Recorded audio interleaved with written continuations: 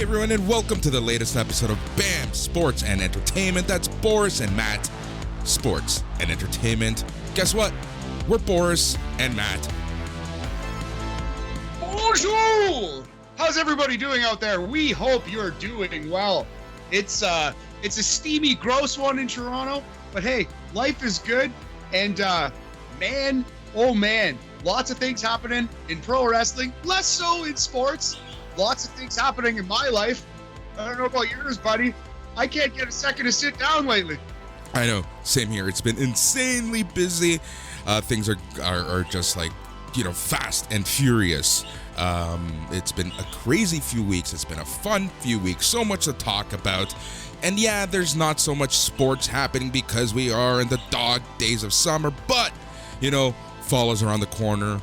And that fall is probably the best time for sports because the NHL is starting, the NBA is starting, the NFL is starting, baseball is going into its playoffs. It's a beautiful time for sports. Absolutely, yeah. Some people would say the spring is the best, but I'm with you there, buddy. I'm more of a fall man. I like the MLB World Series coinciding with the hope that is springing eternal in the fall for baseball. Yep. For basketball, for hockey, and for football. Man, the Dolphins this year, ooh. Raptors are in a little bit of a rebuild, but boy, Scotty Barnes, man, he looks like a real one too. He really does. All right, we're going to be talking about all that stuff. So we're going to be talking Blue Jays, CFL, AEW, NFL preseason, and then for our wrestling half, we're going to be talking about 3 shows. Obviously, we're going to be talking about Ring of Honor because I cover Ring of Honor every week for Slam Wrestling. We're going to be talking about AAA Triple Mania 36 that happened on August the 14th, 2021. And then we're going to be talking about another show that happened at the same time as AAA from August the 14th, New Japan Pro Wrestling Resurgence, which was live from the Coliseum in Los Angeles, California, USA, planet Earth. Yes, from the Torch, not the pro wrestling Yes. Torch, the smaller building next to the. They didn't go to the Coliseum; it's 100,000 seats. But good for New Japan for coming stateside and putting on a pretty dang good show. Yeah, man, how you doing, homie? Man, I am doing fantastic. It's been a crazy few weeks. Dog days of summer, man. School is starting. School is around the corner. In-person classes are starting up again. So a lot of stuff is going on. My brother is getting ready for the big move out west. So I'm trying to spend some quality time with that family. And more importantly, my little nephews. Gotta get the uncle nephew time in while I can. But man, it's been super fun. Trying to enjoy things while they are still open because we have no idea what the hell is going to happen with COVID. And I don't want to turn this into the COVID hour, but because we talk sports, because we talk wrestling, we talk live events, it's impossible to ignore it. Oh, 1,000,000%, man. Yeah. And Canada's doing decently. And it's a state by state case. It looks like in the US, right? Yeah. Where it's really, they're being hit harder than some places, not to paint with a broad strokes brush here, but it seems like kind of the North is doing a little bit better than the South. If you just kind of look at a map. Yep. And, so I don't know. I'm feeling pretty good about the few shows we actually have booked. Like AEW in Chicago should work out. I even think getting to the World Series, Major League Baseball should be fine. But it's right around that September, October mark of the calendar where it's going to start getting very worrisome, Boris. Yep, so let's talk about it. Let's talk about the elephant in the room. Yesterday, Maple Leaf Sports and Entertainment announced that starting mid-September, any MLSE venue, to get into any MLSE venue, you're going to need to have either proof of vaccination or a current negative COVID test result. Yeah, very, very interesting. I think it's the right call. I'll show a vaccination card to get into a Jays game. I have no problem with that, but I'm going to be vaccinated anyway. I still actually only have one dose. I have my appointment is still for September. I could get that, but I should just walk into a pharmacy when I have 3 days off and just get one, get my second dose, get it over with at this point. But anyway, I have no problem with that personally. But I'm just trying to be accepting of people at this point. As much as like the vaccine can really hurt, like not taking the vaccine can really hurt people on a wide level. I don't know. I don't want to sit here and come down on anyone who doesn't have it. Yeah. But I do understand why MLSE would make that rule, and I don't disagree at all. See, Matt, here's the important part of the entire message. If you read the full PR message, I'm not going to read it line by line, but like I said in the headline, you either have to be fully vaccinated or show a negative COVID test, I believe within 72 hours of said event. Now, yes, it sucks that, you're being mandated to do something, but there are places in the U.S. that are going the extreme, and it's like you're either vaccinated or you're not getting in. So, I'm okay with this middle ground. I'm okay with those who choose not to be vaccinated having to show a negative test. And that's something that is happening all across Ontario, all across Canada. Porter Airlines even announced today the education system, the medical system here in Ontario, you are either vaccinated or you have to go through testing to show you don't have COVID. Yeah, and to me, nothing wrong with that. Nothing wrong with that. I don't know. I think it's, I don't know. This is a whole different debate, but is it really impeding on your freedoms? Whose freedoms is it impeding on anyway? Anyways, man. Yeah. Let's just not really go too deep into that ditch, but to say, hey, nothing is promised. Nothing is promised. Even the AEW shows in Illinois coming up very shortly. Well, those aren't even promised. Yesterday, there is now a mask mandate in Ohio taking place. So, there's already a mask mandate in Nevada, Las Vegas to be exact, for SummerSlam this weekend. So it's going to be very interesting to see the crowd and seeing people masked. Mind you, we'll see what happens. I don't know. I can make a joke about how shitty and not interested I am in SummerSlam, but you know what's crazy is the one match that I cared the most about on SummerSlam was the rematch of Bianca and Sasha, because the first match was awesome. It was in my top 20 matches of the year, top 25 maybe. It's perhaps even bumped a little lower than that. But Boris, as I'm sure the listeners now know, because this is just breaking basically as we're recording this, Bianca and Sasha appear to both be cleared. Yep. So it looks like that SummerSlam match is going to be on. So that's great. That's literally the thing I care most about on the SummerSlam card. Yep, exactly. Same here, honestly. Like, that match I think is going to be great. Here's the thing about WWE. How many times, especially during the pandemic, were we knock in their pay-per-views, were we knock in their weekly TV? It's brutal. Yeah, but once the actual pay-per-views happened, it was like, oh, that wasn't too bad. That was actually quite entertaining. I have a feeling that that's how it's going to be with SummerSlam, and I have a huge feeling that we are going to get one of the best takeover shows possible.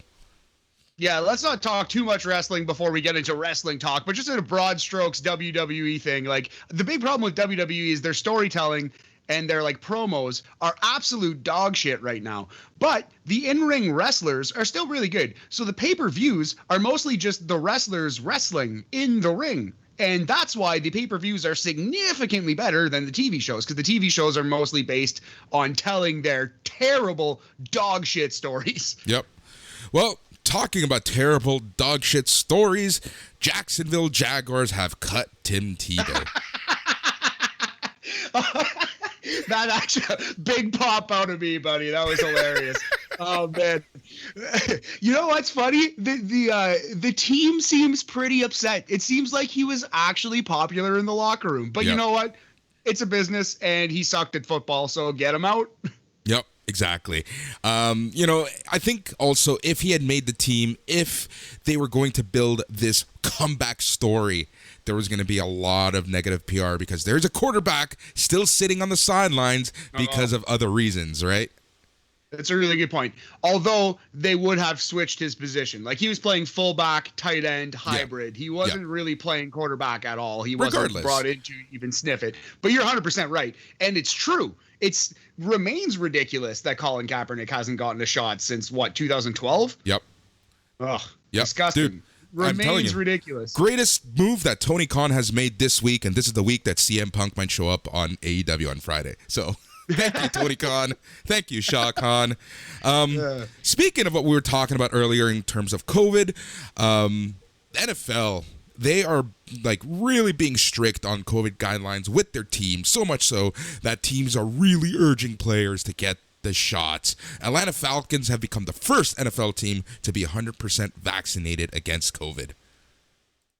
Good for them, honestly, man. That's crazy. That's going to go a long way, I think, in the community. I think that's going to go a long way for, like, the fan base. Maybe not, like, every fan, but if it's even one fan who goes, like, you know what, if it's good enough for them, it's good enough for me, then that's great, man. That's a great example to set, in my opinion. And it's a business, and you just need the people who work to be there. You need the workforce to actually be present at the job. Exactly. So, here's the thing. done.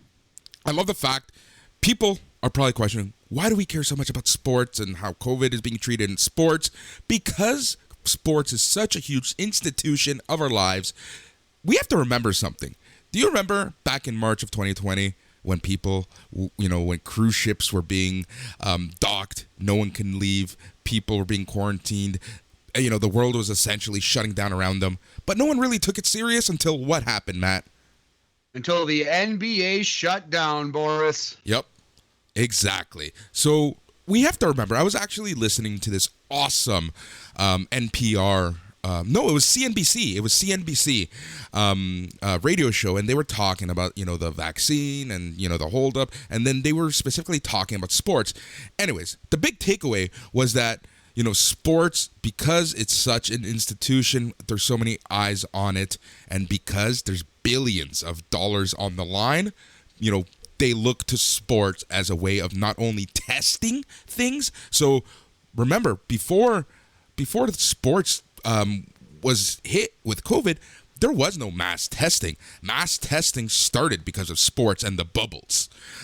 So, because of all the money in sports in general, a lot of eyes and a lot of medical professionals look to sports to test things out. That's a really good point. Yeah, in a lot of ways, because they're out there, because so much money is at stake, they become the guinea pigs in a lot of ways for these things. You know what I mean? For lack of a better term.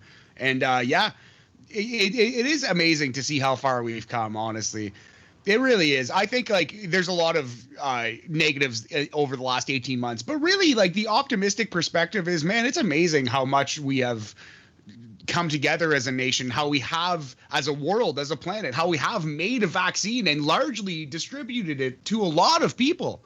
And we're doing a pretty decent job in some countries across the world. Yep.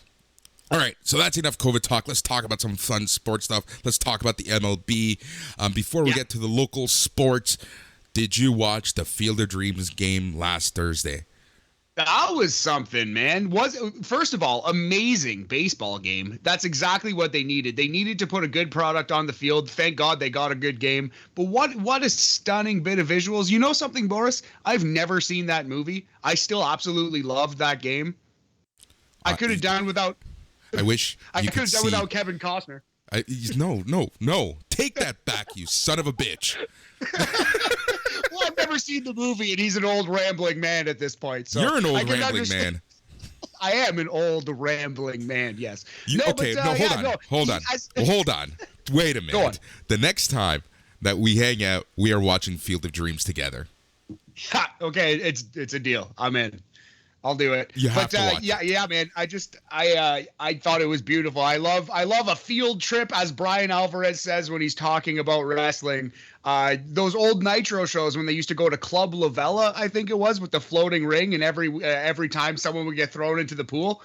That's a wrestling field trip. And anytime the show that you watch the show that you love goes to a new location, Boris, it feels like a field trip at school. It's just a good time. Yep. That was a field trip. That was an awesome one. Exactly. The beautiful sky. Oh, man. Yep. And let it be known that I love the fact that the Yankees lost that game off of a walk-off. In fact, they lost 2 games that series off of a walk-off.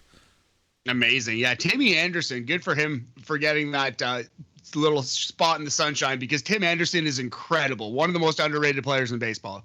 Yep. Let's talk about Chris Davis.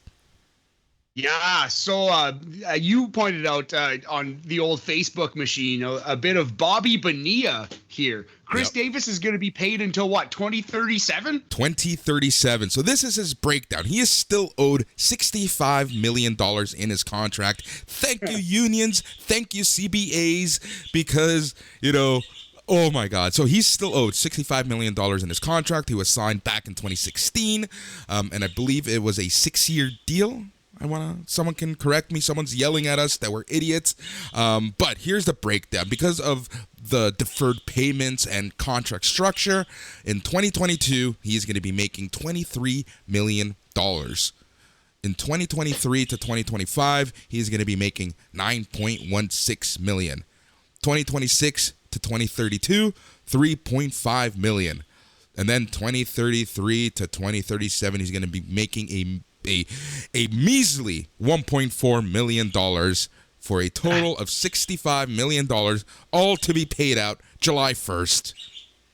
That is something else, man. What a gig for this guy. And he hasn't even been good for the last 5 years. Yeah. He was awesome in his day, though. He was a slugger, Chris Davis. He definitely put up some huge numbers, power numbers. This guy was legit. But it's just funny. He's the new Bobby Bonilla. You're going to see memes about this guy continuing to be paid 10, 15 years down the road. Yep. And you know what I love? I love the fact that people criticize Mark Shapiro about the contracts here in Toronto. And then you take a look at that. It's right? It's not comparable. Worse. It's not comparable. Could be worse. Yeah. Matt, I have a question for you. Hit me. All right. Olympic International Baseball has the mercy rule. Essentially, the mercy rule is if when a team leads by 10 runs after the 7th inning, the game ends because it's mercy. Won't anyone think of the children? Now, this happened a couple times during the Olympics, and I guess it caught the attention of some journalists and some fans, and there have been debates on forums and news shows, sports news shows, and sports radio talk about the mercy rule.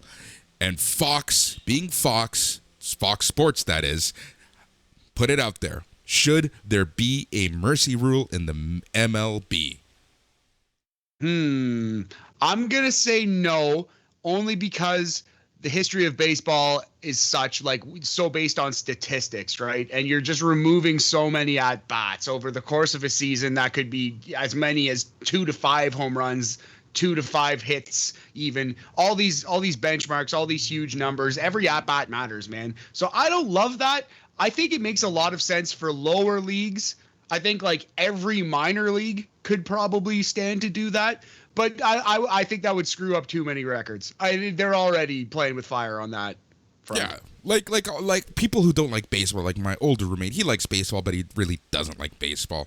He would always question the validity of the home run king because he's like, every field is different. And it's true. When Babe Ruth hit his 61 home runs, some fields were over 450 down center, right? They were bigger. Yeah. And then some people play in pitcher-friendly parks or batter-friendly parks. So already, the stats in baseball come into question. But I believe with the mercy rule, it would just completely blow everything out of the water. Also, TV. How would you price advertisements from the 7th to the 9th inning where typically today they are more expensive, but because the game might not even go that far, how do you price those?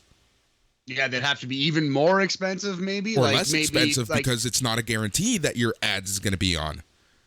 That's an excellent point, but I was just going to say the 5th and the 6th inning become the new 7th, 8th, 9th, right? Yes. Anyway, yeah. Or tickets. What if you bought a game and it's the one game? Let's say you were still living in the Great White North and it's the one game that you were able to get down to Toronto for, and the game ended in the 7th inning because the Blue Jays suck. Yeah, exactly, because the Blue Jays got mercy ruled at home. That would be devastating. The mercy rule would actually be kind of exciting and fun, especially for a baseball game. I don't think it would be that bad. The crowd goes home slightly earlier than they expect because of a dominant home team win. I don't think anyone would feel ripped off. But if the home team lost by the mercy rule, Boris, oh man, you would have some angry fans, and that would just be a recipe for disaster. So no, I don't think the mercy rule is ever coming to MLB. I do think it's the kind of thing though that should be probably tried in minor league baseball. And I also said that about the runner starting on second base in extra innings. I also said that about them abolishing the DH, which they actually might completely in the NL. Or the opposite of abolish. Enact. Yeah. Anyway. Yeah. Jack Morris got himself in a little bit of trouble. What did he say again? Or what happened? During the Tigers broadcast, they were talking about Ohtani, and he may or may not have used a Asian accent while poking fun at him. Really? Oh, yeah. Man. Yeah. What's wrong with the 92, 93 Jays team? Are these guys like... Yeah, there's a lot of, that's not great. But Jack Morris has kind of always been an uncouth kind of guy, you know what I mean? Like if you look back, you can Google Jack Morris and he's got some quotes that would not fly today, Boris. Yeah. So, yeah, man, that sucks. I completely actually missed that story, but that's rough. Yeah, it's just coming out today, so that's a thing. You just got to know. You just got to know what day and age we're in, man. Like, come on. It's not that hard. Anything else you want to talk about? It's not funny anyway. It wasn't funny in 1990. Sorry, go ahead. Yeah, exactly. Unless it was South Park. Is there anything else you want to talk about sports in general before we talk about our local teams? Well, I did want to touch on, like, do you think the CFL is ruining all elite wrestling in Canada? CFL and Friday Night Football? Here's the thing. Like, TSN has 5 channels, and I understand that they have obligations, but they have 5 channels. You don't have to show a CFL game on 3 of the 5 channels. This is the thing, though, Boris. Unlike ESPN, which ranks in terms of, like, ranking, like ESPN 1 is the most important, ESPN 2 TSN 4 is the main one. And the other TSNs are regional, right? So it's not really 5 channels. It's 1 channel, 1 main national channel, and 4 separate regional feeds. Now, it can still be achieved, what you're saying, because most people have satellite anyway. And those who don't, maybe it's just the West Coast that gets to watch Rampage this week. You know what I mean? You can juggle it around, because the vast majority of people, the truth is, have all 5 TSNs if they have one. Yeah, you're right. Is TSN 2 regional also, or is that national? Is that like the backup? Yeah, it might be that. It might be like TSN. I forget which one is which. I think 4. At least 4 is the main one. I know 4 is the main one. 2 is the questionable one. But 1, 2, and 5, I've heard, and you confirmed it for me, that they are the regional ones. Yeah, one's definitely Winnipeg, one is West Coast, and one is like, I don't know, Montreal, East Coast. Yeah, there you go. All right, that makes sense to me. Yeah, it's weird, man. But it's not like if you have a TV subscription, chances are, number one, and you have TSN, number one, you get all 5 channels. Number 2, you have access to their website and the apps. So you can log on through your cable provider, and there's always a channel of something else that they have signed up for but they can't put on TV. And on Friday nights, 10 p.m., more often than not, it's going to be AEW Rampage. Yeah, absolutely. But, like, yeah, I get if you're a West Coast CFL team, you're not going to be like, hey, why is this upstart wrestling company, like, taking our TSN time? And if you're TSN, you've had the CFL forever. That's like... This is the meal ticket almost. Dude, and look, we live in Toronto. We don't give a crap about CFL, but you leave Toronto, even go to Hamilton, they actually care about the CFL. Out west, it's insane how much they love the CFL. Yeah, big time. It's Saskatchewan especially. Yeah. They are crazy for their Rough Riders out there. Yep. Oh, yeah, Jack Morris was actually suspended, man. Oh, wow. Yep. I didn't realize he was suspended indefinitely. Yep. Just waiting for Eckersley to say something dumb. Oh my God, yeah. I'm sure, yeah, dude. I'm sure. So that's just, it's the perks of Canadian TV, man. Wrestling is not respected up here in Canada. Like, I remember as a child during 96, 97, Raw might be on at midnight. That was the first showing ever. then it might be on Tuesdays at 4 p.m. Nitro might be on Wednesdays at 4 p.m. It was such a crapshoot on when you can watch wrestling up here, and it seems to be a continuing tradition because even NXT, the amount of times that NXT gets put on the back burner by Rogers Sportsnet, it's countless. And then you're gonna wonder why NXT isn't doing well, right? Like it's kind of funny. No, 1,000,000%. Yeah, no, NXT doesn't have a chance in Canada. Also, the picture-in-picture thing is pretty egregious as well. That's a separate thing, though. At least TSN actually shows the picture-in-picture with AEW. I think, the picture-in-picture thing doesn't bother me so much. I think it bothers you and I because we cover it and we need to talk about it. That's true. Yeah, I guess it's a small thing, but it is just kind of annoying to hear them say, "Oh, don't you turn away because you're going to see more in this commercial," and then you don't. Yeah. It's kind of just like, maybe I should turn away. Yeah, I get it. But yeah, wrestling. Long story short, wrestling has never been respected up here to that extent. I remember when ECW. Do you know what channel ECW used to be on? We're talking about WWECW, not actual ECW. I have no idea. Was it the Space Network? Global. Oh, it was actually Global, eh? No way. Yeah. That's interesting. Yep. I don't think I ever caught it live. I would have had I known that because I definitely had Global my whole life, but it wasn't on the Canadian equivalent of Sci-Fi Space Network. Eh? No. And on top of it all, it was aired like Friday at midnight. Oh, weird. Perhaps that's why I never once heard about it. Exactly. So that's, and it's funny because like our American counterparts are always like, man, you guys have wrestling on sports channels. Do you guys think it's real? Yeah. The answer to that is yes. Yes, we do. Yep. All right, man. Let's talk about some Raptors, Jays, Leafs, whatever you want to talk about. What's on your mind? Yeah, well, let's start with Jays. It sucked that they got rocked by Washington last night. I think they're losing to Washington as we speak right now, too, so that's not good.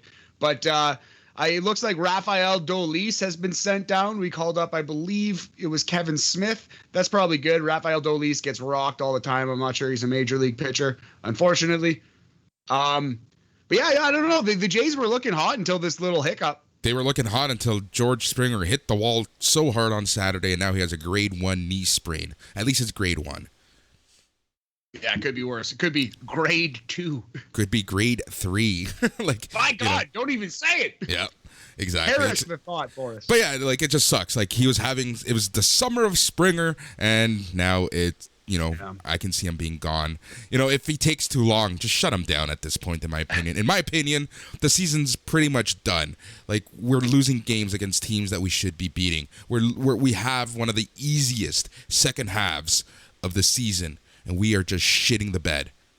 It just sucks because if you look at next month, it's not as easy as this August is. This was the time. This was the time. So normally I would say, it's too early to pack it in. They're 4 games back of the wild card, or 5, right? They're not that far away. It's halfway through August. But man, this is the stretch that they need to make up ground, because if they don't do it here, they're probably not going to do it next month. So I agree with you. They have to do it now. It hasn't been the summer of Springer. It's been like the fortnight of Springer, buddy. He's been only around for like 2 weeks. He was hurt the whole first half too.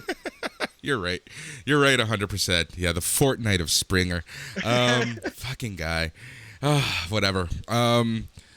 What are your thoughts on our manager, Charlie Montoyo?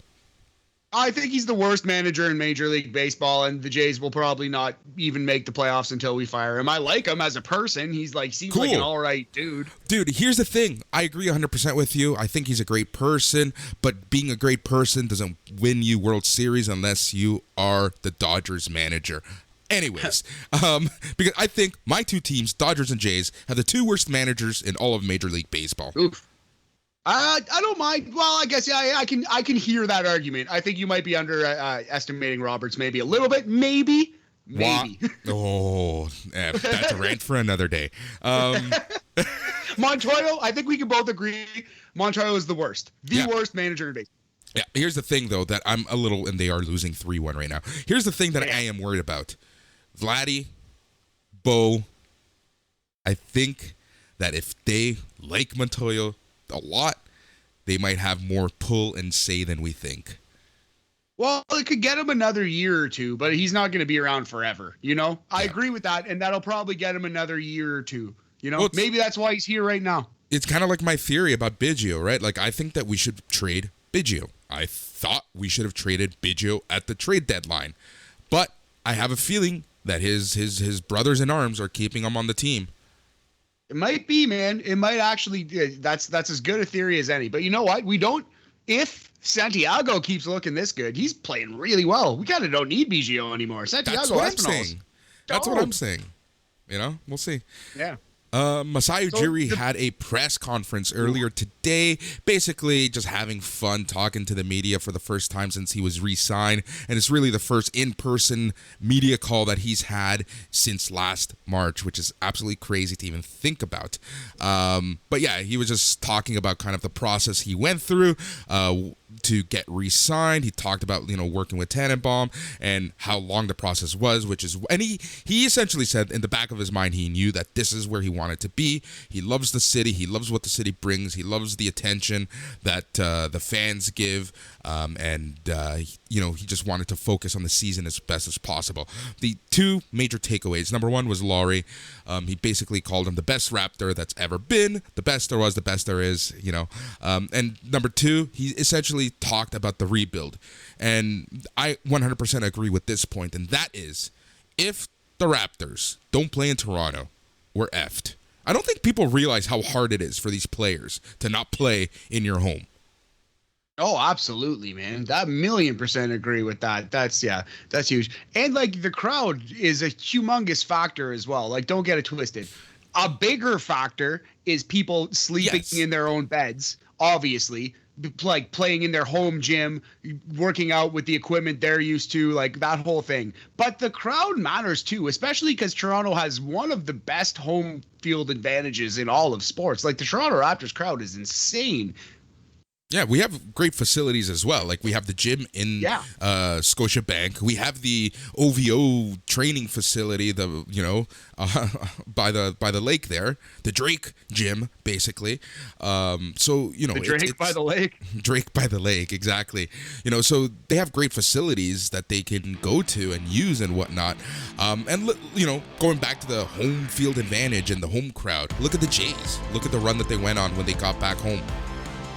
Yeah, 1,000,000%. Yeah, absolutely. After playing in the throes of Buffalo, New York, yeah, they actually did go on a hot run and kind of teased us all, thinking they were maybe a little better than they were. Perhaps. Jays still need some pitching, man. They still need an ace and a couple arms in the bullpen.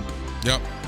All right, man. I think it is time to move on to some wrestling. So for those of you who are only listening to the sports, thank you for listening. We'll be back next week.